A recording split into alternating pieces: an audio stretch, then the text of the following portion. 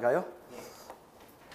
안녕하십니까. 본 강좌는 시험에서 90% 이상 나오는 부분을 집중적으로 심화 다룸으로써 합격에 좀 더 빨리 접근할 수 있도록 도움을 주는 강의가 되겠습니다. 본 강좌를 책임지고 있는 것은 임재진 선생이 되겠습니다. 여러분들 방송을 통해서 만나보는 학생들도 본 교재와 본 강의를 통해서 여러분들이 목표하는 합격 반드시 이루길 바라면서 첫째 마당 보도록 하겠습니다. 본 교재의 구성은 대체적으로 전체 몇 마당으로 구성되어 있습니까? 앞에 목차를 잠깐 보게 되면 첫째 마당은 국어와 한글, 두 번째는 말소리, 세 번째는 단어, 넷째 마당은 문장, 다섯째 마당은 독해의 원리 이해, 여섯째 마당은 대체적 생활 문법, 일곱째 마당은 언어 예절, 그 다음에 여덟 번째 마당은 대체적으로 언어 예절이 상당히 많이 되어 있는데 여기서 이제 중요 파트를 좀 정리해 줄 걸로 정리해 주겠습니다. 그렇게 보면 되겠고, 그 다음에 대체적으로 뒤에 여덟째 마당이 이제 문학 출제 유형에 대해서 되어 있습니다. 아홉째 마당은 국어 지식 파트로서 실제적으로 수업 시간에 진행되는 내용은 아니지만 공무원 시험에서 잘 나오는 한자, 그 다음에 이 밖에 한자 성어, 주요 순우리말 또는 순화 용어, 문학사 등을 정리함으로써 전천후 수험생이 될 수 있도록 그렇게 했습니다. 실제로 우리가 소위 전체적으로 진도는 첫째 마당에서 여덟째 마당을 중심으로 진도해 나가겠습니다.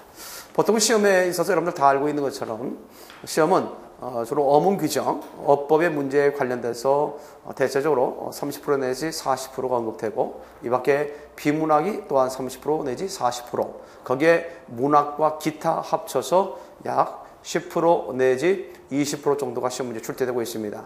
이런 파트를 어떻게 하면 우리가 효율적으로 그 방대한 국어량을 줄여가면서 또한 효율적으로 우리 수험생들에게 있어서 합격의 그런 지름길로 곧장 가게 하느냐, 그런 고민 끝에 만든 책이 바로 알짬 오름 국어 책이 되겠습니다. 그래서 이 책을 통해서 여러분들이 좀 더 국어에 대해서 더 부담을 줄이고, 그러나 합격은 빠르게, 그런 생각을 가지고 본 수업에 임한다면 좋은 결과가 있을 걸 봅니다. 일단 첫 번째 마당으로서 제시된 것이 국어와 한글 파트죠. 그래서 이제 여기서 초점이 되어야 할 사항은 일단 국어라는 것에 대해서, 국어의 특징, 또는 우리가 한글에 대해서는 그 한글에 있어서의 그런 어떤 제자 원리, 이런 정도를 좀 아울러 알고 가는 것이 좋겠습니다. 첫째 마당에서 뭐가 있다 하시? 국어와 한글. 이해됐습니까? 국어와 한글 파트와 관련해서도 기억을 좀 해둬야 할 것 같습니다. 자, 전반적으로 봤을 때 이제 우리가 생각을 해둬야 되겠는데, 첫 번째, 국어의 정의. 자, 국어란 우리 한민족이 국가를 배경으로, 뭘 배경으로 나지? 국가를 배경으로 형성됐다라고 하는 점이죠. 국가를 배경으로 구체적으로 사용된 개별적 언어로서 국가 통치상 또는 국민교육상 표준으로 삼는 공용어를 뭐라고 한다지? 국어라고 한다. 따라서 국어라고 하는 것은 국가를 배경으로 형성된다는 점. 그러면서 한 국가의 공식어이자 공용어이자 표준어를 뭘로 삼는다? 국어로 삼는다는 거. 그거 좀 기억해 두기 바랍니다. 일반적으로 보면 우리가 실제적으로 보면 그 형성 배경을 보게 되면 형성 배경이다. 일반적으로 형성 배경에 있어서는 그 두 가지 측면에서 이해될 수 있겠죠. 하나는 언어라고 하는 거. 언어는 주로 이제 언어는 주로 민족을 배경으로 형성이 됩니다. 그러나 국어라고 하는 것은 대체적으로 국가를 배경으로 형성이 됩니다. 따라서 한 국가의 공식어이자 표준어 또는 공용어가 되는 게 뭐다는 점? 국어라고 하는 것이죠. 물론 가장 이상적인 것이야 1국가 1국어가 가장 이상적이겠죠. 어찌됐든 그런 이상적인 것이 1국가 1국어지만 대체적으로 한 국가의 2국어 이상을 선정하기도 합니다. 그런데 우리 캐나다 같은 경우는 영어와 동어와 프랑스어를 각각 국어로 삼고 있는 것을 볼 수 있습니다. 그렇지 않겠습니까? 또한 필리핀 같은 경우는 민족어를 국어로 삼는 경우와 더불어서 영어를 또한 국어로 삼고 있는 것을 볼 수 있겠죠. 자, 이렇게 해서 우리가 국어라고 하는 것은 바로 한 국가를 배경으로 형성된 공식어이자 공용어이자 표준어라는 것을 우리가 좀 생각해 보겠습니다. 자, 국어의 언어상 갈래를 보도록 합시다. 기본적으로 국어의 언어상 갈래 간단하게 알아두시기 바랍니다. 국어의 언어상 갈래는 대체적으로 계통상 국어의 언어에는 계통상, 그 다음에 대체적으로 형태상, 계통상, 형태상, 문자상 이렇게 해서 그게 세 가지로 나누는데 일단 기본적으로 기억할 수 있는 것은 계통상, 우리 국어는 알타이 어족에 속한다는 것.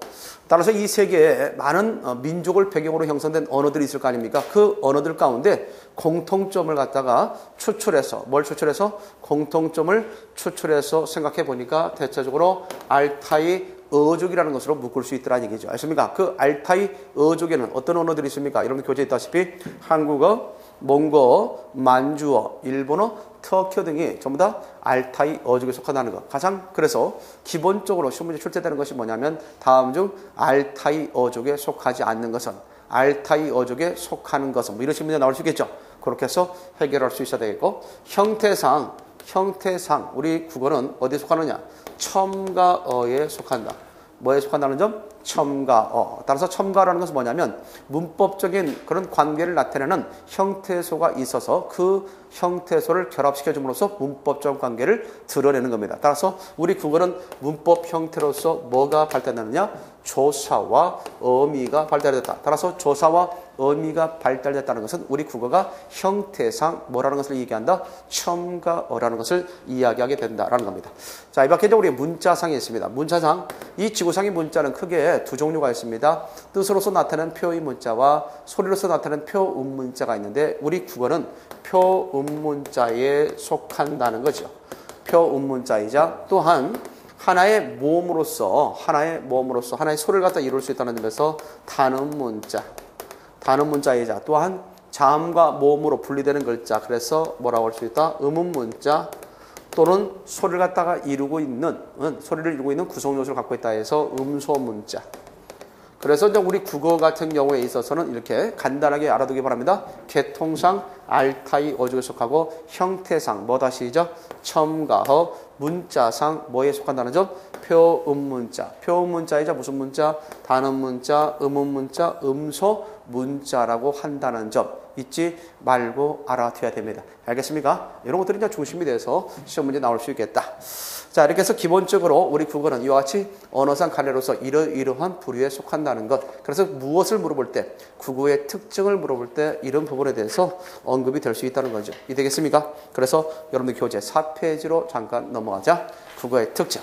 여기다 이제 별 3개 정도 해놓고 실제적으로 요즘 최근에 와서 언어 일반 파트, 국어 파트에서 가장 쉽게 잘 나오는 것 중에 하나가 국어의 특징 파트라고 볼 수가 있겠습니다. 그래서 그런 부분에 대한 이해를 좀 해드릴 수 있어야겠다. 첫 번째, 의문상 특징이라는 게 있습니다. 자, 의문상 특징. 보통 이제 우리 의문상 특징이라고 얘기할 때 국어의 특징을 크게 3종류로 나눠서 설명하는데 첫 번째가 의문상 특징, 두 번째가 어휘상 특징, 세 번째가 뭐의 특징이 있다? 문법상 특징이 있다. 일단 시험 문제에서 가장 대표적으로 나올 수 있는 것 중에 하나가 뭐냐면 이것을 전체 통틀어서 국어의 특징이 아닌 것은 뭐냐 이런 식의 문제가 나올 수 있고 때에 따라서는 개별적으로 의문상 특징이 아닌 것은 어휘상 특징이 아닌 것은 이런 식으로 나올 때도 있습니다.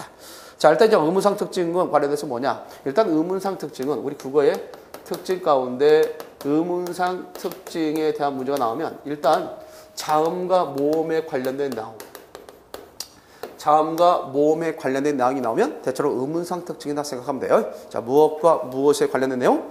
자음과 모음에 관련된 내용. 자, 자음과 모음에 관련된 내용이 의문상 특징이다. 이렇게 해서 국어의 의문에서는 총 몇 개 다 같이?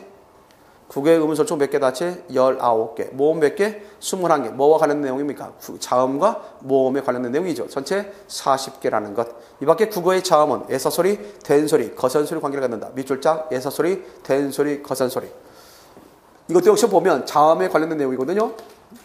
자음과 관련해서 예서소리, 된소리, 거센소리 관계를 갖는 것을 삼중체계, 무슨 체계? 삼중체계라고 얘기하면서 요것을 삼지적 상관속이라고 이야기합니다. 자, 삼중체계 또는 뭐라고 나왔지? 삼지적 상관속이라고 얘기하게 되죠.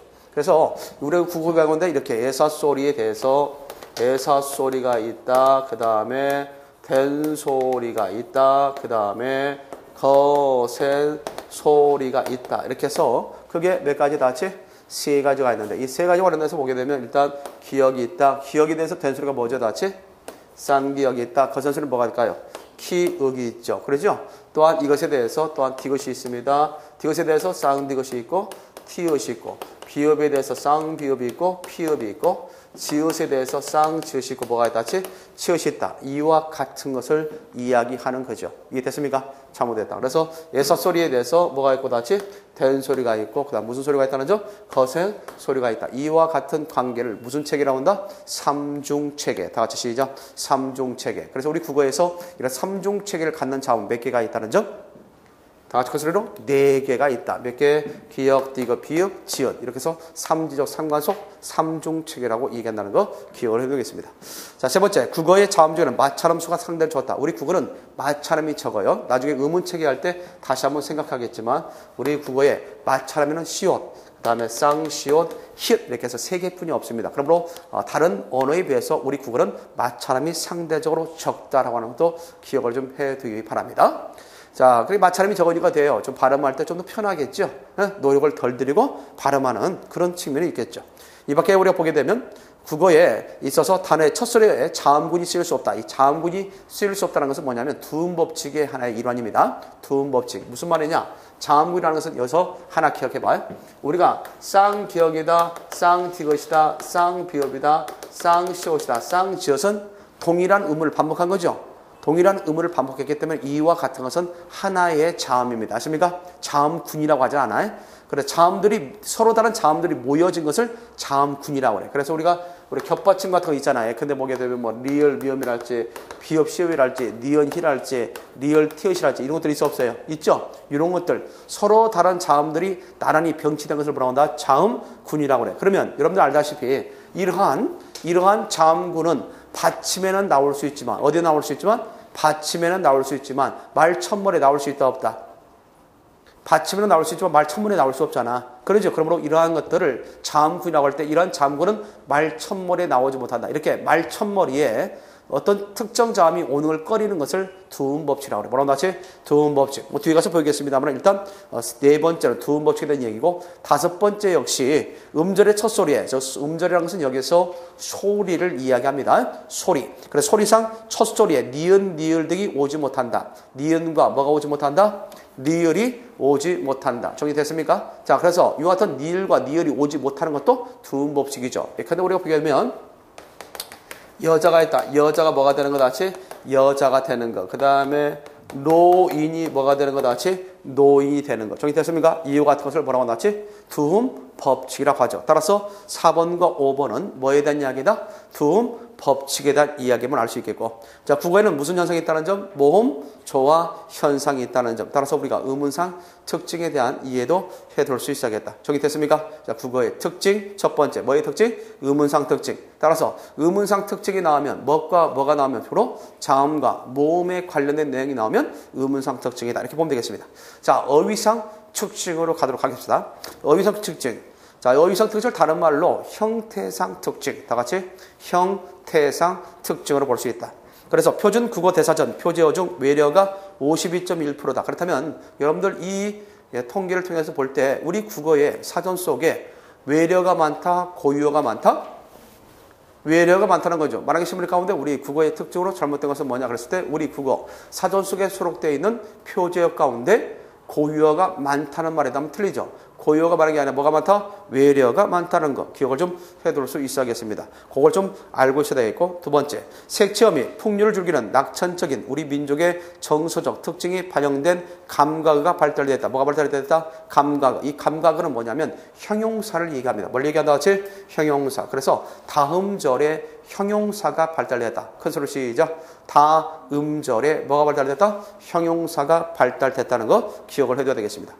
자, 세 번째는 뭐냐면 의성어나 의태어 등이 발달됐다. 뭐가 발달했어요? 의성어, 의태어. 이 의성어나 의태어라는 것은 소리를 흉내내는 말을 의성어라고 하고 모습을 흉내내는 말을 뭐라고 나왔지? 의태어. 이렇게 해서 의성어와 의태어가 발달됐다는 점. 다음 네 번째, 혈연 관계를 중시하는 민족적 성향으로 친족 관계를 나타내는 어휘. 그래서 중요한 것은 뭐냐면 혈연 관계 중시 통해서 친족어가 발달했다. 뭐가 발달했다? 친조거. 잘 기억해 두겠습니다. 그 다음에 오랜 유교사회의 영향으로, 유교사회 밑줄자, 유교사회의 영향으로 상하계층 밑줄자, 상하계층의 엄격한 구별로 인한 높임말이 발달됐다. 우리 국어에 있어서 높임말이 발달된 근본적인 이유는 뭐냐 하면 상하계층, 어떤 사회의 영향으로? 유교사회의 영향으로. 따라서 유교사회의 영향으로 상하계층 사회가 오랫도록 지속되다 보니까 뭐가 발달됐다? 높임말이 발달됐다. 이렇게 얘기할 수 있습니다. 이 밖에 단어의 성과 수의 구별이 없고 관사, 관계대명사, 전치사가 없다. 지금까지 살펴본 것이 다 뭐의 특징이다? 어휘상 특징. 그래서 우리 국어에서 어휘상 특징, 형태상 특징이 나오면 뭐에 초점을 맞춰서 생각해 두면 되냐면 말과 어라 이렇게 생각하면 되겠어요. 뭐다 다 같이? 말과 어 이렇게 생각하면 되겠죠. 그래서 형태상 특징, 형태상 특징과 관련돼서 얘기했을 때 이와 같이 말과 어라. 그래서 말로서 이긴다면 높임말이 발달됐다는 것. 자, 뭐가 발달됐다 하지? 높임말. 높임말이 발달됐다는 것과 어와 관련돼서 얘기했을 때는 대체적으로 감각어가 발달됐다. 그 다음에 또 있습니다. 뭐가 발달됐다? 상징어가 발달됐다. 이렇게 해서 감각어가 발달됐다. 상징어가 발달됐다. 그 다음에 또 하나 기억할 수 있는 것이 뭐냐면 친조어. 우리 국어에서 친조어가 발달된 기본적인 이유는 뭐라고 했죠? 친조어가 발달된 이유는 혈연관계를 중시한다. 뭘 중시한다 다시? 혈연관계. 이렇게 해서 우리가 감각어가 있다. 그 다음에 상징어가 있다. 그 다음 뭐가 있다 다시? 친조어. 이렇게 해서 우리가 형태상 특징과 관련돼서도 기억할 수 있어야겠다. 정리됐습니까? 이 밖에 이제 우리가 그 밑에 보면 외래어가 많다는 거. 우리 국어에는 외래어가 많다. 이렇게 얘기할 수 있겠죠? 자, 그렇다면 여기서 하나 기억할 수 있는 것이다. 어떤 언어든 간에 그 언어의 고유한 특징을 갖다 드러내는 부분 대부분 어휘 부분이에요. 무슨 부분? 어휘. 왜? 그 어휘 부분. 특히 언어는 문화에 상당히 밀접한 관련이 있기 때문에 그 언어적인 부분, 특히 어휘 부분에 있어서 그것을 담아내는 때가 많거든요. 그래서 우리 국어의 고유한 특징, 우리 국어의 고유한 특징을 묻는 문제 나오면 일단 요 네 가지를 기억해두라. 알겠습니까? 첫 번째, 시작. 높임말이 발달됐다. 감각어가 발달됐다. 감각어는 형용사를 얘기합니다. 뭘 얘기한다? 형용사. 이 밖에 상징어 발달됐다. 친조어가 발달됐다. 이런 것들이 바로 뭐의 특징으로서? 우리 국어의 고유한 특징으로서 이해될 수 있겠다. 앞서 우리는 알타이 어족에 대해서 얘기한 적 있지? 알타이 어족은 여러 가지가 있습니다. 그런데 뭐 우리가 터키가 있다든가, 일본어가 있다든가, 몽골어가 있다든가, 만주가 있다든가, 한국어가 있다든가, 이걸 다 포함해서 뭐라고 한다? 알타이 어족이라고 하죠. 그러나 이 알타이 어족으로 묶을 수 있는 이유는 이들의 언어들에서 뭐가 발견되기 때문에 공통점이 발견되기 때문에 그렇다는 거죠. 그 공통된 점을 소위 알타이 어족의 공통된 특질이다라고 하는데, 자, 그런데 만약에 시험 문제 가운데 뭐가 나왔다면 우리 국어만이 갖는 고유한 특징을 묻는 문제가 나왔을 때는 무조건 뭐가 들어가면 이 네 가지가 들어가 있으면 그것이 우리 국어의 고유한 특징이다. 한번 찾아봐요. 다음 중 우리 국어만이 갖는 고유한 특징은 1번 수식어 플러스 피수식어. 꾸며주는 말은 꾸밈을 당하는 말 앞에 온다. 2번 주어 플러스 서술어 관계를 갖는다. 3번 모음조화 현상이 있다. 4번 감각어가 발달된다. 몇 번? 4번이라는 겁니다. 알겠습니까? 이렇게 나왔을 때 우리 국어의 고유한 특징을 묻는 문제를 나올 때 앞서 얘기했던 나머지들은 전부 다 알타이 어족의 공통된 특질로 볼 수 있고, 물론 우리 국어의 특징은 특징이야. 그러나 우리 국어만이 갖는 특징, 국어의 고유한 특징 이렇게 나올 때는 답을 그렇게 해줘야 됩니다. 됐습니까? 자, 이 밖에 세 번째 문법상 특징. 이 문법상 특징은 다른 말로 문장상 특징. 다 같이 뭐라고 나왔지? 문장상 특징으로 이해될 수 있겠다. 따라서 첨가어 밑줄자 첨가. 우리 국어는 형태상 뭐에 속한다고 했죠? 첨가. 그래서 조사와 어미라는 것들이 문법적인 형태로서 문법적 형태로서 이와 같은 것을 결합시켜 줌으로써 문법적 관계를 드러내죠. 따라서 조사와 어미가 발달됐다는 것도 하나의 문법상 특징을 볼 수 있겠다. 이 밖에 문장을 작성하는 요소들 사이에 자리 옮김이 비교적 쉽게 나타난다. 이 말은 무슨 말이냐면 문장 성분의 자리 이동이 용이하다는 거야. 문장 성분의 자리 이동이 용이하다. 뭐 예를 들어서 하나 봅시다. 문장 성분의 자리 이동이 뭐하다는 의미 같이 용이하다는 거죠. 뭐 예를 들어서 하나 보게 되면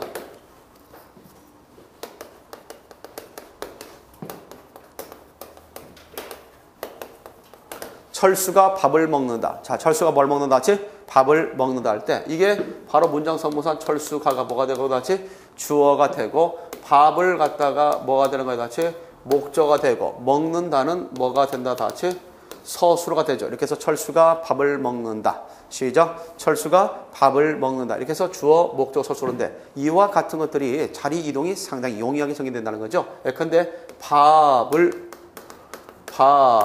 그 다음에 철수가 뭐한다? 먹는다. 이때 밥을이 뭐가 되고 목적어가 되고 철수가 뭐가 된다 같이 주어가 되고 먹는다가 뭐가 된다? 서술어가 되죠. 이렇게 우리 국어에서 자리 이동이 용이하다. 뭐의 자리 이동? 문장 성분의 자리 이동이 용이하다. 이렇게 할 수도 있잖아요. 먹는다. 그 다음에 그죠? 밥을 그 다음에 주어가 제일 뒤에 와도 됩니다. 철수가 이렇게 얘기할 수 있죠. 자, 그렇다면 여기서 문제 하나가 또 던져집니다. 혹시 시험 문제 가운데 이렇게 나올 때 있습니다. 우리 국어의 문법상 특징 가운데 하나가 뭐냐면 문장 성분의 자리 이동이 용이하다는 것이 하나의 문법상 특징으로 이해될 수 있는 거죠. 그렇죠? 그렇다면 우리 국어에서 이와 같이 문장 성분의 자리 이동이 용이한 이유가 뭘까? 이렇게 물어볼 수 있잖아요. 역으로. 용이한 이유가 뭘까? 문장 성분의 자리 이동이 용이한 이유가 뭘까? 그렇게 물어봤다면 뭐라고 답하냐? 먹는다. 밥을 철수가 있죠. 그렇다면 이때 먹는다는 뭐가 되고 자리를 옮겼어도 먹는다는 서술어야. 그 다음에 자리를 옮기지 않았다. 뭐 이거 옮겼을 수 있겠죠. 밥을 뒤에 빼도 목적어죠. 철수가 제일 끝에 온다 할지라도 이건 주어단 말이야. 그 다음에 이것이 주어가 되고 이게 목적어가 되는 이유는 뭐다? 바로 그와 결합된 조사가 있어 없어요? 있죠? 또는 뭐 이 어미 이런 것들이 바로 그것에 대한 문법적인 기능을 규정짓는다는 얘기야. 근데 목적격 조사부터 지금 뭐가 되고 목조가 되고 주격 조사부터 뭐가 된다? 주어가 된다. 이와 같이 문법적 표지가 하나의 문법적 기능만 하기 때문에 그만큼 문장 성분에 있어서 자리 이동이 용이하다는 겁니다. 아십니까? 이것을 좀 더 포괄적으로 얘기한다면 우리 국어는 첨가하기 때문에 뭐다 같이? 첨가. 다시 말해서 조사와 어미라는 것을 통해서 문법적 관계를 나타내기 때문에 그만큼 문장 성분에 있어서 자리 이동이 용이하다는 것을 이해할 수 있을 것이다. 그렇게 생각해 두면 되겠습니다. 알겠죠? 이 밖에 국어에는 단어 형성법이 발달됐다는 것, 국어에는 높임법이 발달됐다는 것, 그 다음에 우리 국어는 무슨 중심의 국어? 서술어 중심의 국어. 다 같이 시작. 서술어 중심의 국어다. 그래서 서술어 중심 국어이기 때문에 그 서술어는 문장에서 처음 나와요? 끝에 나와요? 끝에 나오죠? 그러면서 중요한 부분을 결국 끝에 놓음으로써 청중을 끝까지 잡아놓을 수 있는 장점이 있는 것 중에 하나가 뭐다? 우리 국어의 특징이다. 다만 단점이 있죠. 왜 그래요? 주어와 서술어 사이가 너무 그 사이에 다른 말이 끼어들어감으로써 멀어지게 되죠. 떨어지게 됨에 따라서 주어와 서술어 간에 호응이 맞지 않는 문장을 만들어내는 단점이 있다. 그래서 공무원 시험에서 자주 나오고 있는 것 중에 하나가 뭐냐면 주어와 서술어 간에 호응이 맞지 않는 문장은 뭐냐? 이런 식의 문제가 잘 나오는 것도 바로 그런 취지 속에서 나오는 거죠. 이 밖에 주어가 잇따라 나타나는 문장의 구성이 가능하다. 예컨대 철수는 사자가 토끼를 잡는 것을 보았다. 철수는 사자가 토끼를 잡는 것을 보았다. 철수는 사자가 둘 다 주어죠? 이렇게 주어가 연급어 나올 수 있다는 겁니다. 이것이 이제 우리 국어의 또한 하나의 특징이든 보다. 자, 지금까지 뭘 배웠습니까? 국어의 특징. 그래서 시험 문제 나올 때 어떻게 나오느냐? 총괄적으로 나올 수도 있고, 아니면 일부분을 통해서 의문상 특징이냐, 또는 어휘상 특징이냐, 문법상 특징이냐, 그것을 가려내는 문제가 시험 문제에 출제되기도 합니다. 알겠습니까? 그 정도만 알고 가기 바랍니다. 자, 한글의 우수성에 대해서 잠깐 설명하고자 합니다.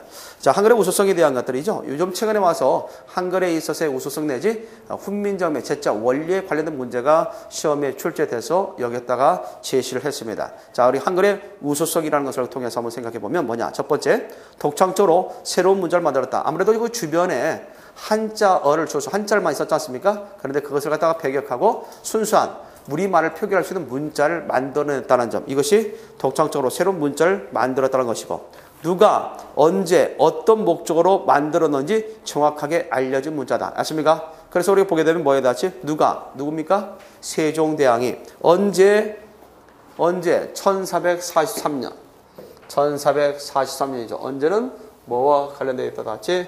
1443년. 그렇죠? 만들었다는 것. 그 다음에 어떻게 목적으로 만들었냐? 그것은 뭐래요? 세종의 어지 부분에 잘 나눠 있습니다. 아무래도 한자를 썼던 시절에 있어서 아무래도 그 문맹률이 상당히 높았겠죠. 한자를 갖다가 주로 쓰는 것은 지배계층에서나 한자, 문자를 갖다가 누리고 살았지 실제 피지배층에서는 문자를 아는 자가 없었다. 그렇기 때문에 자기의 어떤 억울함이 있더라도 하소연이 있더라도 또는 나라에서 그들에게 어떤 혜택을 주고자 방을 붙이더라도 그것을 읽을 줄 아는 자가 없어서 불이익을 당하는 애들이 많았겠죠. 따라서 백성들로 하여금 문자의 대중화, 뭐다 진짜 문자의 대중화라는 목표를 통해서 한글을 만들었다. 이렇게 엄연하게 그 세종의 어지라는 걸 보게 되면 그런 목적이 잘 드러나 있음을 확인해 볼 수 있다는 겁니다. 알겠습니까? 참고할 수 있도록 하기 바랍니다. 이따 함께 세종의 어지라는 글에 주로 어휘를 통해서 잠깐 살펴주겠습니다. 두 번째, 단음 문자, 곧 음소 문자이며 더 나아가 음운 자질 문자. 음운 자질 문자에 대해서는 아까 설명하지 않았는데 요겁니다. 우리 국어는 이 지구상에서 가장 발전된 문자를 좀 사용하고 있다는 건데 그 지구상에 가장 발전된 문자가 일단 음운 문자이면서 음운 문자에서 한 걸음 더 나아가서 음운 자질 문자. 시작. 음운 자질 문자다. 이게 무슨 말이냐? 음운 자질 문자라고 하는 것은 음운 자질 문자라고 하는 것은 이런 것들이 있겠죠. 음운 자질 문자. 뭐 예를 들어서 우리가 눈이라는 것이 있다. 이 눈이라는 것은 결국 사람 눈이 있을 수 있고 자, 뭐가 있을 수 있고 같이 사람 눈이 있을 수 있고 하늘에서 내리는 뭐가 될 수 있다 같이 눈이 될 수 있다. 이제 눈도 될 수 있고 눈도 될 수 있다는 겁니다. 이해됐습니까?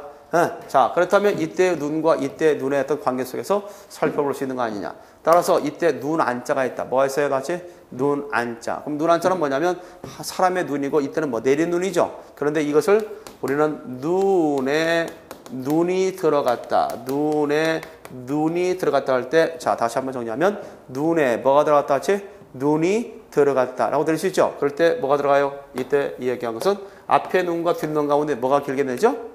내리는 눈을 길게 된단 말이야. 이와 같이 단어에 눈에 눈이 들어갔다 할 때 뒷단어를 길게 읽는단 말이야. 이렇게 단어의 그 안에 뭘 갖고 있다? 소리의 길이를 포함하고 있어서 단어의 뜻을 분별할 수 있어 없어요? 있죠? 이와 같은 것을 음운 자질, 시작, 음운 자질 문자라고 얘기할 수 있다. 그래서 음운 자질 문자에 대한 이해를 우리가 해드릴 수 있어야겠다. 정리됐습니까? 물론 시험 문제에서 언급되는 까지는 좀 있겠지만 어쨌든 우리 국어는 이 지구상의 문자의 종류 가운데 가장 발전된 문자를 갖다 활용하고 있다는 거. 그것만큼은 알고 있어야 되겠죠. 이 밖에 자음과 모음이 시각적으로 분명하게 구별되고 우리 국어에서 모음은 항상 가운데 소리만 나타나지. 물론 나타난다. 가운데 소리. 그 다음에 또 하나 기억할 수 있는 것은 뭐냐면 어떤 소리도 사실에 가깝게 표기할 수 있다는 점. 그 다음에 쓰기 쉽고 배우기 쉬워 문화 발전의 효용성이 크다는 점. 풀어쓰기를 하는 영어 공부와는 달리 모아쓰기를 한다는 거죠. 왜 모아쓰기를 하냐? 밑줄자. 우리 국어는 풀어쓰지 않죠. 이 풀어쓴다는 말은 무엇을 풀어쓴다고 하느냐? 다음 같은 것을 얘기하는 거죠. 자, 감기를 적는다. 뭘 적는다? 감기. 감기를 적으면 기역, 미음, 기역, 이 있죠. 이렇게 쓰는 것을 풀어쓰기라고 그래. 그런데 우리는 이렇게 풀어쓰지 않고 뭐한다? 자음과 모음을 모아쓰죠. 알겠습니까? 그래서 우리는 모아쓰기를 한다. 이해됐어요? 그리고 우리 국어의 특징, 우리 한글의 특징은 가로쓰기나 세로쓰기 모두 다 뭐 할 수 있어요? 편하게 할 수 있다는 거. 그래서 과거에는 뭐가 많았죠? 우리가 세로쓰기를 많이 했죠. 지금은 가로쓰기를 하고. 그 차이입니다. 뭐 세로쓰기에서는 제철적으로 오른쪽에서 왼쪽으로 읽어가고 가로쓰기에서는 왼쪽에서 오른쪽으로 읽어갈 뿐이죠. 그렇죠. 생각하면 되겠습니다. 한글의 모음은 영어와 달리 위치의 소리값, 유치에 따라 소리값이 변하지 않으며 바꾸지 않으면 묵음자가 없어 소리와 문자의 일치성이 뛰어나죠. 영어에서는 대체적으로 같은 모음이라도 소리가 다를 때 있죠. 어떤 경우는 오로 날 때도 있고 어떤 경우는 어로 날 때도 있잖아. 근데 우리 국어에서는 오면 오, 오면 오, 어면 어로 나죠. 그렇기 때문에 모음에 있어서 소리가 왔다 갔다 하지 않는다는 것. 뭐 그것도 역시 우리가 기억을 해둘 수 있어야겠습니다. 자, 이 밖에 보면 한글은 글자 수가 적으면서도 표음성이 뛰어나, 즉 표음성이라는 것은 소리를 나타내는 성질, 소리를 나타내는 성질을 표음성이라고 그래요. 그래서 표음성이 뛰어나 컴퓨터나 휴대전화에서의 정보 처리가 빠르므로 정보화 시대에 매우 적합하다 있죠. 따라서 어찌 보면 컴퓨터는 우리나라가 발견한 것은 아니죠. 발명한 것은 아닌데 발명한 것은 아닌데 가장 그것을 효율적이고도 가장 빠르게 잘 사용하는 나라가 우리나라다라고 얘기합니다. 그래서 어찌됐든 간에 뭐 IT 정보화에 있어서 가장 첨단을 갖고 있는 나라가 어느 나라? 우리나라다. 한국이다. 이렇게 얘기하지 않습니까? 그런 점에서 한글의 우수성에 대해서 잠깐 설명했고요. 특별히 우리 기억할 수 있는 가운데 보면 거기 7페이지로 넘어가서 7페이지 넘어가면 한글의 과학성이라는 게 나와요. 그 중간중간에 설명해 놓은 것은 이해를 돕기 위해서 해놓은 것이니까 한번 읽어봄으로써 이해할 수 있도록 그렇게 하고요. 일단 한글의 과학성. 한글은 세계 어느 문자보다도 과학적이고 뭐다지? 독창적이다. 이렇게 되어 있죠. 독창적이다. 자음은 발음기관의 모양을 본떠서 밑줄자 발음기관 모양, 발음기관을 모양을 본떠다. 상형, 발음기관을 상형했다는 점. 다음에 이와 같이 기본 글자를 만들고 발음기관을 상형해서 기본 글자를 만들고 조 밑줄과 같은 글자는 기본 글자에 뭘 더했다? 획을 더했다. 그래서 가획의 원리. 따라서 훈민정음에 있어서의 제자 원리, 훈민정음에 있어서 제자 원리는 무슨 원리를 이용했다는 점? 가획의 원리를 이용했다. 지난번에 잠깐 설명할 수도 있었겠습니다만은 훈민정음의 제자 원리 다시 한번 설명을 좀 해드리겠습니다.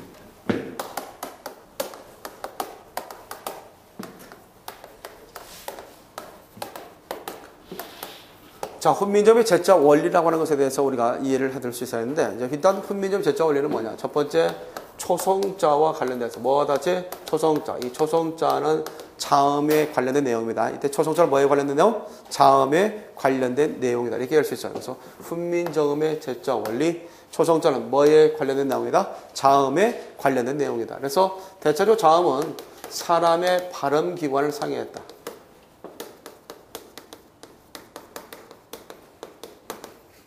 사람의 발음 기관을 상해했다는 점. 여기다가 무슨 원리를 정했느냐? 달다시피 가획의 원리를 갖다 정했다. 이 초성자는 자음으로서 사람의 발음기를 상했으며 뭐의 원리를 정했다? 같이 가획의 원리를 정했다.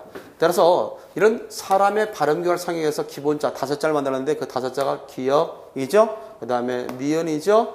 미음이죠. 시옷이죠. 이응이 있다. 따라서 이게 기역과 관련돼서 얘기할 수 있는 것은 뭐냐면 혀 뿌리가 목구멍을 막는다 해서 설근 폐후 지형. 시작. 설근 폐후 지형이다. 왜 여러분 교재 있죠? 7페이지 보면 옆에 기본자의 원리와 관련해서 한자 설근 폐후 지형. 혀 뿌리가 목구멍을 막는다. 시작. 혀 뿌리가 목구멍을 막는다. 이렇게 해서 설근 폐후 지형이라는 것을 했다는 걸. 설근 폐후 지형. 다 같이 시작. 설근 폐후 지형. 그 다음에 니은이라는 것은 뭐냐? 니은이라는 것은 우리가 얘기했을 때 설부상악지형. 설부상악지형으로서 혀끝이 윗니 잇몸에 닿는 모양. 혀끝이 윗니 잇몸에 닿는다 해서 설부상악지형. 다 같이 시작. 설부상악지형이다. 그 다음 미음이라는 것은 뭐냐? 입술의 모양을 본다 했다 해서 다 같이 뭡니다. 입술의 모양이다 해서 거기 나왔죠? 입술의 모양이 아니라 잘못 말했네. 입의 모양. 입의 모양을 본다 그래서 구형. 입의 모양을 본다 구형이고 시옷은 이 모양을 본다 해서 치형.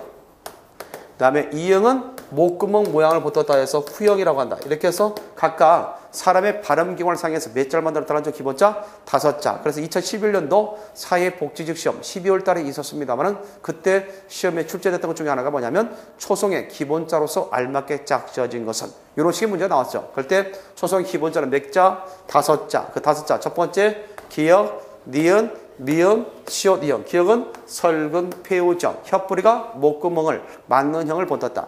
다음에 니은은 설부, 상악전. 혀끝이 윗니, 잇몸에 닿는 모양. 다음에 미음은 구형, 잇모양 본떴고 시옷은 치형, 이형은 후형. 그래서 이와 같이 5자. 이것을 우리는 소위 뭐라고 하느냐? 이것을 기본자라고 얘기한다. 기본자. 이해됐습니까? 이것을 뭐라고 얘기한다듯이 기본자. 여기다가 뭘 더했다고요? 같은 자리에서 소리 나는 것에 획을 더하여 소리의 거세짐을 나타냈습니다. 그래서 기역에 획을 더하니까 뭐가 된다 같이? 키역이 된다. 니은에 획을 더하니까 뭐가 된다? 디귿이 된다. 그 다음에 획을 더하니까 뭐가 됐다? 티읒이 됐다. 이것은 명칭 조심해야 돼. 티읒. 그 다음에 미음에 획을 더하니까 뭐가 됐고? 비읍이 됐고, 이것에 획을 더하니까 피읍. 그 다음에 획을 더하니까 지읒이 됐고, 획을 더하니까 치읒이 됐고, 그 다음에 획을 더하니까 이게 열인 히읗. 일단 10원짜리와 관련돼서 우리가 기억할 수 있는 것이 뭐냐면 요게 열인 히읗이라는 것. 열인 히읗이라는 것. 이것을 좀 기억할 필요가 있겠다. 열인 히읗이다. 그 다음에 획을 더했다. 그래서 뭐가 된다? 히읗이다. 그래서 이게 획을 더해서 만든 글자. 이것을 우리는 뭐라고 하냐면 획을 더했다 해서 가획자. 시작. 획을 더했다 해서 무슨 자? 가획자. 그래서 기본자 몇 자? 5자 했다. 가획자 몇 자가 들어갔다 같이? 9자가 들어갔다. 이렇게 해서 생각을 좀 해둬야 되겠죠. 자, 그렇다면 이런 가획자는 같은 자리에서 손해랑수로서 어디서 나온 말이다? 기본자에다 획을 더해서 만들었다. 자, 기본자에다 획을 더해서 만들었다. 알겠습니까? 요걸 가획자. 그렇다면 획을 더하지 않고 따로 만든 글자가 있다. 기본자에를 두지 않고 기본자로부터 나오지 않고 결국 획을 다시 첨가하거나 이것을 만든 것이 아니라 따로 두어서 만든 글자가 뭐가 있다? 다시 꼭지 이응. 그 다음에 뭐가 있다? 다시 리을. 그 다음에 뭐가 있다? 다시 반치음. N이응 리을 반치음. 시작. N이응 리을 반치음. 이것을 꼭지가 있다고 해서 형태를 중심으로 얘기한다면 이것을 우리는 뭐라고 하느냐? 꼭지가 붙었으니까 꼭지 이응이라고 명칭을 대면 돼요. 꼭지 이응이다. 이렇게 부르면 돼. 뭐라고 얘기하시죠? 꼭지 이응. 이해 됐습니까? 꼭지 이응이라고 하고. 그 다음에 이것을 음가를 중심으로 얘기했을 때, 뭘 중심으로 했을 때? 음가를 중심으로 얘기한다면, 자, 형태를 중심으로 한다면 뭐가 되고 다 같이 꼭지 이응이 되고, 음가를 중심으로 한다면 이것을 갖다 뭐라고 하냐면 N이응이라고 해요. 뭐라고 얘기하나 다시 N이응. 이렇게 해서 정리를 할 수 있다는 거죠. 이 밖에 리을과 관련돼서 얘기했을 때는 이것을 뭐라고 한다 다 같이 반설음. 시작. 반설음이고, 이와 같은 것을 우리는 뭐라고 한다 같이 반치음이라고 한다. 이렇게 해서 세종단께서 몇 자를 만들었다는 점 다 같이 여기 기본자 5자에다가 그 다음에 몇 자? 가획자 9자. 그 다음에 이체자 몇 자? 3자 합치니까 5, 9, 3. 5, 9, 3 전체 몇 자입니까? 합치면 17자. 따라서 세종단께서는 초성자 몇 자를 만들었다는 점? 17자를 만들었다. 17자를 만들었다는 거 기억해두라. 알겠어요? 몇 자를 만들었어요? 다 같이? 17자. 그래서 이제 기본적으로 시민이 알던 것이 뭐냐면 다음 중 초성자 가운데 제자 원리가 다른 것은 1번 기역, 2번 니은, 3번 미음, 4번 디귿. 몇 번입니까? 디귿이죠. 디귿은 가획자고 나머지는 상형자라는 것을 기억할 수 있겠죠. 다음 중 훈민정 초성체계 가운데 이체자로서 알맞게 삭제형은 뭐냐? 그러면 N형, 리을, 반치음. 시작. N형, 리을, 반치음. 그것을 답으로 찾아줘야 되겠죠. 다음에 두 번째 뭐에 대한 이야기가 있냐면 중성자에 대한 이야기. 뭐에 대한 이야기? 중성자. 중성자는 모음과 관련되어 있죠. 이 모음. 그래서 이것은 각각 하늘과 땅과 사람이라는 3재를 갖다가 상형했다.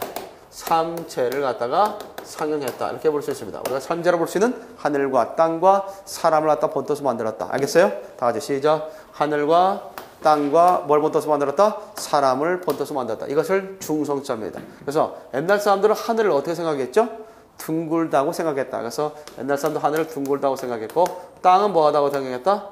평평하다고 생각했지. 그래서 을을 만들었고, 사람은 서 있는 모습을 보여서 이를 만들었죠. 따라서 아의. 시작. 아의. 그 중에서 대체적으로 주역에 있어서 언급된 내용인데, 하늘은 양기와 관련해서 양성. 이 세상의 모든 만물들은 음양에 있어서 음양의 조화를 통해서 이루어진다. 성장하게 된다. 이와 같은 것을 뭡니까? 그래서 하늘이다, 양성이다. 땅은 뭡니까? 다 같이 땅과 관련해서 얘기할 수 있는 것은 뭐냐면 음성이다. 이와 같이 양성이 있고, 그 다음 뭐가 있다? 같이 음성이 있다는 것을 기억을 해둘 필요가 있겠고, 그 다음에 사람과 관련해서는 뭐다? 이것은 중성이라고 얘기했다. 이렇게 해서 양성과 음성과 중성. 시작. 양성과 음성과 뭐가 있다? 같이 중성이 있다. 이렇게 해서 이해할 수 있잖아요. 정리됐습니까? 자, 그랬을 때 이 세상 모든 만물은 뭐의 조화를 이룬다는 점? 음과 양의 조화를 이룬다는 점. 그래서 이제 만납시다. 이것을 우리가 모음에 있어서 중성에 있어서 뭐라고 한다면 이게 기본자란다면, 중성이 뭐란다면 기본자란다면, 다시 한번 양성과 음성이 만난다. 자, 하늘과 땅이 만나니 뭐가 만나니? 하늘과 땅이 만난 뭐가 되겠습니까? 이게 오가 되죠. 자, 하늘과 땅이 만나면 뭐가 되고 같이 오가 되고, 이번에는 하늘과 사람이 만나니 뭐가 됩니까? 아가 되고, 이번에는 땅이 주체가 돼서 하늘이 만나니 뭐가 됐다? 우가 됐고, 이번에는 사람이 주체가 돼서 다시 하늘을 만나니 어가 됐다. 요걸 좀 더 쉽게 이해하려면 이렇게 이해해 놓는 것이 좋습니다. 뭐냐? 이게 땅이죠. 땅의 위에 솟아있는 것을 해라고 생각해. 뭐라고 생각해라? 해. 그러면 땅 위에 해가 있으면 밝아 말까? 밝지. 그러니까 양성이다. 또한 사람을 통해서 볼 때 사람이 해를 안고 있으면 밝아 말까? 밝죠. 그러니까 아가 양성이다. 근데 땅 아래에 해가 들어가 있으면 뭐예요? 해가 진 거죠. 따라서 어둡다, 음성이다. 또한 사람이 해를 등지고 있으면 어둡다, 밝다, 어둡다. 그러니까 음성. 여기까지가 뭐냐면 각각 양과 음을 통해서 하늘과 땅이 만나 하늘과 사람이 만나 처음 나온 글자. 그래서 이걸 소위 초출자라고 한다. 뭐라고 나왔지? 초출자라고 한다. 이해되겠습니까? 지금 일마당을 살피고 있습니다. 초출자. 다시 한번 이 초출자 오, 아, 우, 어에서 다시 한번 이 음가가 만나가지고 이 음가가 만나서 이 선행몸 형태에서 되겠죠. 그래서 이와 오가 만나면 뭐가 되죠? 빨리 해봐요. 이 순행도가 돼서 요가 되죠. 그래서 이와 같은 관계로서 다시 한번 이와 이런 것들이 만나서 각각 요가 된다, 야가 된다, 유가 된다, 여가 된다. 알겠어요? 우리가 보통 이 선행몸이라는 게 있거든. 이가 앞서는 몸. 그래서 이와 같은 이가 앞서는 몸. 이가 앞서고 오가 나왔을 때 요가 되잖아. 알겠습니까? 이와 아가 나왔을 때 야가 되잖아. 이와 우가 나왔을 때 유가 되고 이와 어가 나왔을 때 여가 되잖아. 이와 같이 이가 앞에 나오는 것을 이 선행몸. 시작. 이 선행몸이야. 이렇게 하면 우리가 볼 때 뭐 위가 있다, 외가 있다는 것은 이가 뒤에 나왔잖아. 그것을 갖다가 위에 이 후행몸. 다 같이 이 후행몸이다. 이렇게 얘기할 수 있다는 거죠. 따라서 이와 같이 다시 한번 이와 결합돼서 초출자와 결합돼서 나온 요야, 유여를 우리는 제출자. 제출자라고 얘기한다. 다시 제자. 다시 나왔다 해서 제출자. 됐습니까? 따라서 제출자, 내자, 초출자, 내자, 기본자, 세자 합치가 총체 몇 자다? 11자. 다 같이 11자. 그렇다면 이 중성자 11자에 초성자 17자, 이 11자에 17자를 합치니까 몇 자? 28자. 다 같이 28자. 그래서 몇 자를 맹가노니? 28자를 맹가노니 사람마다 수비는 있음에 날로 평쾌할 따름이라. 그런 말을 들어본 적이 있습니다. 그렇죠? 있었죠? 자, 이와 같은 것을 통해서 얘기했다. 자, 이렇게 해서 초성자가 뭘 만들었다 같이? 중성자를 만들었다. 그렇다면 어떤 것이 초성이고 중성인가? 혹시 그것을 이해하지 못하는 사람이 있겠습니까? 예를 들어서 보면 갑이라는 단어가 있다. 그러면 이것을 뭐라 한다 같이?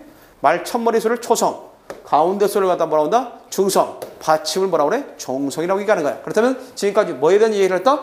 초성자와 그 다음에 중성자에 대해서 얘기했다. 그렇다면 세 번째로 멀리 가자. 종성자를 얘기해보자.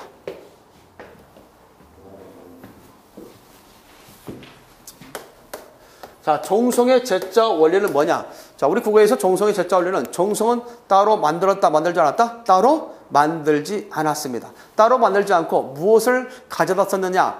초성을 가져다 썼단 말이에요. 그래서 종성의 제자 원리는 뭐냐? 종성의 제자 원리는 종성은 다시 썼다. 무엇을? 초성을. 그래서 이름하여 종성부용초성. 다 같이 시작. 종성부용초성이 나온다. 종성은 다시 썼다. 무엇을? 초성을. 그래서 종성부용초성. 시작. 종성부용초성이다. 이렇게 해서 기억을 할 수 있다는 겁니다. 정리됐습니까? 이런 부분에 대한 이해를 우리가 해둘 수 있어야겠죠. 자, 그렇다면 여기서 문제 하나 나갑니다. 뭐가 있느냐? 예를 들어서 시험 문제 가운데 나왔을 때 다음 중에서 우리 한글에 대한 설명으로 잘못된 것은 뭐냐? 또는 훈민정음이는 설명으로 잘못된 것은 뭐냐라고 했을 때 세종단께서는 초성자와 중성자와 종성자를 각각 따로 만들었다. OX? 어디서 들려오는 O? X. 시작. X죠. 종성은 따로 만들지 않았다고 했잖아. 종성은 무엇을 가져다 썼다? 초성을 가져다 썼다. 그래서 종성의 제자 원리는 종성부용초성. 시작. 종성부용초성이라고 했잖아. 생각납니까? 그 힌트 잘 하려도 되고 그거 헷갈리면 안 됩니다. 자, 그 다음에 세종단께서 만든 28자가 있습니다. 근데 이 28자가 오늘날 현대 국어에서도 제대로 다 사용되고 있다. OX, X. 그렇다면 오늘날 사용되지 않는 거 있죠? 그 않는 것들을 한번 걸러내보자. 첫 번째 뭐가 있습니까? 꼭지 이형 안 쓰죠? 꼭지 이형. 물론 형태의 변화를 통해서 오늘날 이형 형태로 쓰고는 있지만 이런 모양은 오늘날 없어졌죠. 그래요. 그러면 문제 또 나갑니다. 혹시 시문제 가운데 세종대왕이 만든 28자 가운데 형태의 변화는 있으나 음가가 그대로 유지되고 있는 걸 찾으라. 그럼 뭘 찾아? N형. 시작. N형. 이 N형이 뭘로 변했지만 이형으로 변했지만 그대로 음가를 유지하고 있잖아. 때문에 알겠습니까? 그래서 혹시라도 시문제 가운데 세종단께서 만든 28자 가운데 형태의 변화는 있으나 그대로 음가를 유지하고 있는 걸 찾으라 그러면 N형을 찾아주면 된다. 됐습니까? 요거 하나 또 건져놓기 바라고. 그 다음에 없어진 것이 뭐가 있습니까? 반침이라는 게 없죠. 반침 없고요. 그 다음에 또 뭐가 없습니까? 여기서 가장 먼저 없어졌던 열인이엇이 있어요. 뭐가 있다 같이? 열인이엇. 그래서 자음자 가운데 몇 개가 쓰이지 않는다는 데는 N형이 있다. 그 다음에 반침이 있다. 그 다음 뭐가 있다 같이? 여린 히읗. 이것은 오늘날 현대 국어에서 사용되는 의문이다. OX 아니다 라고 해야 되고, 또한 자음에 세자가 쓰이지 않는다면 모음에 뭐가 안 쓰인다. 여기서 모음 가운데는 이걸 아래야라고 그래. 뭐라고 나왔지? 아래야. 왜 아래야라고 하냐면 아래쪽에 붙인다 해서 아래야라고 그래. 여러분들이 이것이 문헌상에 보일 때는 그냥 아로 읽으면 돼. 알겠지? 그렇다면 이것을 한번 읽어보자. 시작. 가. 뭐라고 나왔지? 야, 가라고 읽어 그냥. 알겠어요? 그러면 됩니다. 자, 어쨌든 우리가 기억하시는 것은 뭐냐? 그렇다면 세종대왕께서 만든 28절 가운데 오늘날 현대 국어에서 사용되지 않는 것 몇 자? 4자. 그 4자는 오늘날 없어졌죠. 그래서 이 없어진 것을 우리가 이름하여 4글자로 소실문자. 시작. 소실문자라고 한다. 이런 없어진 것을 우리는 뭐라고 하냐? 이런 없어진 것을 이름하여 무슨 문자라고 얘기가 나왔지? 소실문자라고 얘기하는 거야. 무슨 문자? 소실문자. 그래서 이 소실문자를 우리가 순서대로 없어진 순서대로 배열을 하니까 제일 처음에 10원을 가지고 산에 가서 사과 사모니까 씨만 남았다. 시작. 10원을 가지고 산에 가서 사과 사모니까 씨만 남았다. 이렇게 없어졌다. 그래서 여린역 같은 경우가 없어진 점사. 여린역 같은 경우가 15세기 때 없어졌어요. 여린이엇은 언제 없어졌다 같이? 15세기. 반침 같은 경우는 언제 없어졌느냐? 임난 직전. 임난 직전에 없어졌고, N년 같은 경우는 언제 없어졌냐? 임난 직후. 임난 직후에 없어졌습니다. 그 다음에 아레아 같은 경우는 1133년에 없어졌죠. 이렇게 해서 없어진, 문자가 없어진, 물론 아레아 같은 경우는 임진왜란을 기점으로 해서 음가가 문란해지다가 나중에 문자가 없어졌던 시기가 1933년입니다. 아십니까? 그때 한글 맞춤법 통일안이 제정되면서 아레아가 더 이상 남지 않고 사라졌어요. 자, 그렇다면 이 소실문자의 순서를 한번 대보자. 시작. 10원을 가지고 산에 가서 사과 사모니까 뭐만 남았다? 씨만 남았다. 이렇게 정리해 볼 수 있다는 거죠. 정리됐어요? 다시 한번 정리하자. 시작. 10원을 가지고 산에 가서 사과 사모니까 뭐만 남았다? 씨만 남았다. 자, 그렇다면 우리가 외우는 방식 가운데 하나 저 정리해 줄 것이 있습니다. 뭐냐? 기본자와 그 다음에 가획자와 뭐가 있다? 이체자. 그중에서 기본자를 외우면서 그것을 갖다 질문하는 문제가 더러 시험에 나오죠. 그래서 한다. 강 넘어 서울. 시작. 강 넘어 서울. 그 다음에 아리수. 시작. 아리수. 아리수는 서울의 물을 뭐라고 나왔지? 아리수라고 하죠. 따라서 강 넘어 서울 아리수가 10원을 가지고 산에 가서 사과 사모니 뭐만 남았다? 씨만 남았다. 이렇게 해서 한꺼번에 외워둔다면 기본자와 이체자와 소실문자 이렇게 해서 한꺼번에 외울 수 있는 것이다. 정리됐습니까? 알겠어요? 그걸 설명했다. 하나 여기다 저 보완해서 설명을 하도록 하겠습니다. 뭐가 있느냐? 가끔 그런 문제가 나와요. 여러분들 교재 보니까 몇 페이지? 7페이지. 자, 7페이지 봐봐요. 잠깐 7페이지 보면 거기 옆에 조음 위침이 제자 월일 있어 없어요? 있죠? 그럴 때 엄소리 나오죠? 엄소리. 엄소리라는 것은 어금니에서 난다. 그래서 엄소리라고 그래요. 그래서 아음, 시작. 아음. 아자가 어금니 아자잖아. 그래요. 따라서 소리 내는 자리. 가끔 보면 어떤 유형의 문제가 나올 수 있냐면 같은 자리에서 소리 나는 것은 같은 자리에서 소리가 나지 않는 것은 나올 수 있죠? 그럴 때 같은 자리. 어금니에서 나는 소리로서 엄소리. 엄소리. 알아둬야 돼. 예? 엄소리. 아음을 뭐라고 한다? 엄소리. 그 다음 설음을 뭐라고 한다? 혀소리. 그 다음에 치음, 치음이 아니라 순음, 입술 숫자야? 순음. 그래서 입술 소리. 그 다음에 치음, 니소리, 흠, 목소리, 반설음, 반여소리, 반치음, 반니소리. 있습니까? 이렇게 해서 각각 아설, 순치유, 반설, 반치. 시작. 아설, 순치유, 반설, 반치. 그게 우리에 있어서 자음의 소리를 5개로 구분한다면 아설, 순치유야. 거기에 반설과 반치가 더 보태졌다라고 생각하면 되겠습니다. 따라서 같은 자리에서 소리 나는 것이 아닌 것은 같은 자리에서 소리 나는 걸로 묶인 것은 이런 식의 문제 나왔을 때 좀 해결할 수 있어야 되겠습니다. 됐습니까? 참고해 두면 되겠습니다. 자, 뒤로 넘겨서 8페이지 한가 볼까요? 8페이지 보게 되면 거기에 다음 같은 것이 있습니다. 소리의 성질에 따라서 8페이지 넘기기 전에 밑에 잠깐 보자. 7페이지. 7페이지 밑에 하단에 보면 뮤줄장. 이와 같은 자음을 갖다 소리의 성질에 따라 분리해 보니까 전청이 있지. 전청. 전청은 애사소리. 애사소리를 전청이라고 그래. 같이 한번 읽어볼까? 전청에는 어떤 음운들이 전청음에 속하는지. 시작. 기역, 디귿, 비읍, 시옷, 지읒, 여리히읗. 자, 뒤로 넘겨서 그 다음에 차청음이 있어. 무슨 음이 있다? 차청음. 이 차청음이라는 것은 뭐냐? 이 차청음이라는 것은 거선소리. 무슨 소리? 거선소리. 거선소리를 차청음이라고 그래. 따라서 같이 읽어봐. 시작. 키윽 시작. 키윽. 키역 하면 안 돼. 명칭은 키윽이야. 키윽. 그 다음에 티읒. 티귿 하면 안 돼. 티읒 시작. 티읒. 그 다음에 피읍. 치읒. 티읒. 그 다음에 전타금이라는 게 있어. 뭐가 있다? 전타금. 전타금은 된 소리를 전타금이라고 그래. 자, 알아서 시작. 쌍기역, 쌍디귿, 쌍비역, 쌍시역, 쌍지읒, 쌍희읒. 요것들이 전타금에 속하. 오늘날 현대국어에서 쌍희읒에 전타금은 없지만 나머지도 다 상대하고 있지 않습니까? 그 다음에 뭐가 있어요? 불청, 불탁. 이 불청, 불탁은 오늘날 자음 가운데 울림소리에 해당되는 것을 불청, 불탁. 시작. 불청, 불탁. 무슨 소리를? 울림소리. 다 같이 시작. 그렇지. 꼭지형, 그 다음에 니은, 그 다음에 미음, 그 다음에 일반 이응, 리을, 반치음. 이것들이 뭐라 나왔지? 불청, 불탁. 불청, 불탁은 뭐라 나왔지? 자칫잘못해서 어떤 학생들 보니까 불탁 하면 안 돼. 불탁이 아니라 시작. 불청, 불탁. 시작. 불청, 불탁. 이것은 울림소리를 얘기한다. 전청은? 전청은? 애사소리. 사청은? 거센소리. 전탁은? 된소리. 이것을 갖다 얘기한다는 것도 알아둬라. 하나만 더 하고 잠깐 쉬었다 하겠습니다. 거기 중성자가 있습니다. 뭐가 있다지? 중성자. 이 중성자 같은 경우는 가운데 소리를 말합니다. 그렇죠? 아까 얘기했던 것처럼 기본자가 있고 초출자가 있고 제출자가 있죠. 전체로 보니까 몇 자를 만들었죠? 11자를 만들었죠. 그 중에 초출자와 기본자를 뭐라고 나와 있어? 밑에 단모음이라고 얘기했죠. 단모음이라고 했죠. 이때 단모음이라는 게 뭐냐면 입술의 모양이 변하지 않고 나오는 몸을 단모음이라고 그래. 입술의 모양이 변하지 않고 나오는 몸을 뭐라고 나왔지? 단모음. 그 다음에 제출자는 뭐라고 나왔어? 이중모음이라고 했죠. 그러니까 중세 국어, 적어도 훈민정음 창제 시절에 있어서 단모음은 몇 개 했다는 거? 응? 잘 세워봐.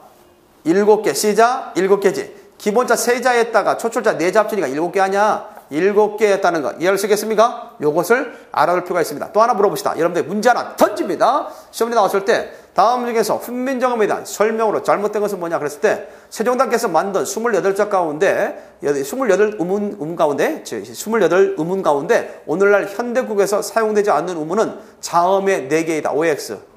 X죠. 자음의 몇 개? 3개, 모음에 1개. 이렇게 살짝 속일 수도 있다는 거죠. 그것도 역시 조심해야 됩니다. 알겠습니까? 자, 그러면서 이제 우리가 좀 알고 있어야 되겠고, 여기서 하나만 더 설명합니다. 뭐가 있느냐?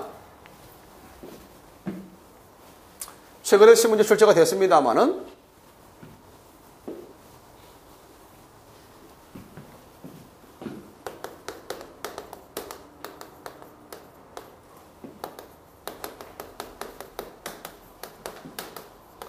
단모음 체계의 변화. 뭐의 변화다 하지? 단모음 체계의 변화가 있다. 이렇게 했어요. 단모음 체계의 변화. 자, 이렇게 단모음 체계의 어떤 변화와 관련해서 생각해 볼 수 있겠다. 단모음 체계의 변화. 자, 일반적으로 단모음 체계의 변화와 관련해서 우리가 얘기한다면 다음 같은 경우를 들어서 설명할 수 있겠죠. 첫 번째, 15세기. 15세기 때 중세 국어. 15세기 때 몇 세기다 하지? 중세 국어와 관련돼서 기억할 수 있겠죠. 15세기 중세 국어. 중세 국어 때 어떻게 되냐면 아래아를 포함해서 아, 으, 이, 아, 어, 오, 우 해서 몇 개입니까? 한번 세어봐 다 같이. 아, 으, 이, 아, 어, 오 해서 몇 개? 7개죠. 그렇죠? 다음에 19세기. 19세기는 이제 근대 국어라고 얘기합니다. 19세기 이제 근대 국어로서 우리가 이해할 수 있는 것이 있죠. 이거는 뭐냐면 아래 아가 없어졌어요.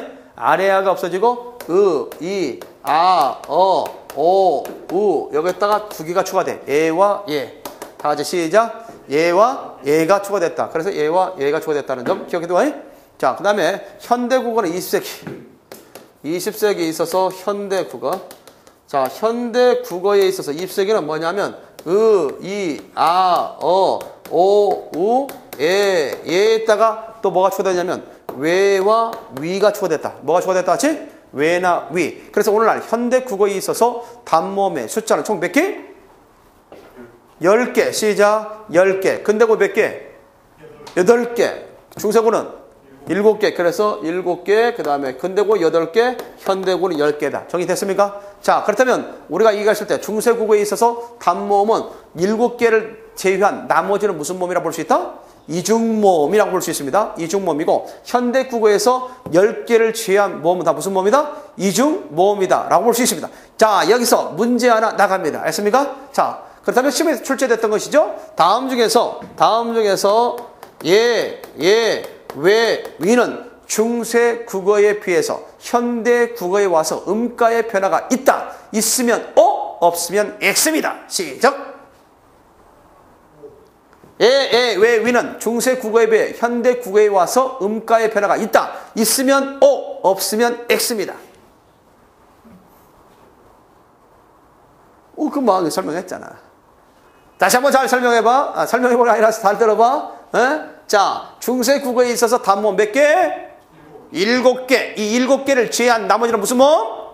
이중모음이야. 근데 오늘날 이런 것들은 현대 국어에 와서 단모음으로 취급되잖아. 그러면 여기에서 들어가서 안 들어가서 중세 국어에는 단모음에 없지. 그러면 적어도 중세 국어에서 이런 것들은 이중모음이었던 거 아니야. 그런데 오늘날 현대 국어에서는 물론 단모음이니까 음가의 변화가 있다 없다?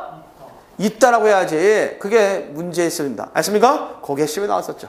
자, 이런 것들을 우리가 정리할 필요가 있지 않느냐라고 생각해 볼 수 있습니다. 그래서 음가의 변화가 있느냐 없느냐. 또 하나 봅시다. 최근에 시험에 나왔던 것이 뭐냐. 초성자의 제자 원리를 통해서 나왔던 것이죠. 자, 뭐가 나오느냐. 아마 여러분들 종합반 시에도 내가 설명을 했습니다만은 자음자가 관련돼서 자, 우리가 휴대폰에서 문자 입력 시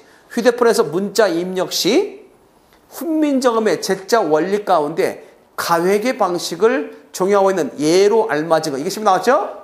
그 가회계 방식. 뭐의 방식? 가회계 방식. 그래서 뭐예요? 우리가 여러분들 휴대폰 있죠? 지금은 뭐 또 LT폰이라도 틀릴 수 있는가? 문자 입력은 다 비슷하죠?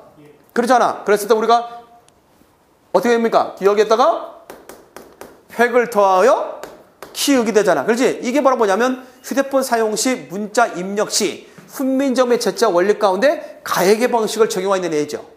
그래요. 여러분들 아마 삼성 것 가운데 대해서 문자 입력과 관련돼서 천진 방식이라는 말 들은 적 있죠? 그 천진 방식은 이것 찍고 이것 찍으니까 오잖아. 모음의 그런 제자 원리를 갖다 이용한 것이 바로 천진 방식이라고 얘기할 수 있는 겁니다. 알겠습니까? 그래서 과거에는 LG는 가회계 방식을, 삼성은 천진 방식을 주로 이렇게 두 방식을 서로 따로 해서 입력 방식을 취했던 거죠. 무슨 말 하겠어요? 어쨌든 우리가 기억할 수 있는 것은 뭐냐면 이와 같은 세종대왕께서 총 몇 자를 만들었다죠? 28자. 그 중에 몇 자가 없어졌다? 4자. 그래서 우리가 초성자의 기본자와 이체자, 그 다음에 소실문자 이렇게 해서 한꺼번에 외우는 노래. 시작! 강 넘어 서울 아리수가 10원을 가지고 산에 가서 사과 선물이가 심어 남았다. 이 정도는 알고 있어야 됩니다. 이 노래 알고 있었을 때 2011년도 12월 사회복지직 시험에서 그 학생들은 환희의 환호성을 질렀던 겁니다. 아십니까? 다 보이잖아요. 강남호 서울. 이해됐습니까? 그런 부분에 대해서 기억을 좀 해드릴 수 있도록 하기 바랍니다. 알겠죠? 일단 여기까지 설명을 하고 잠깐 쉬었다가 또 이어서 중요 부분들 다뤄주도록 하겠습니다. 알겠습니까? 쉬었다 합시다.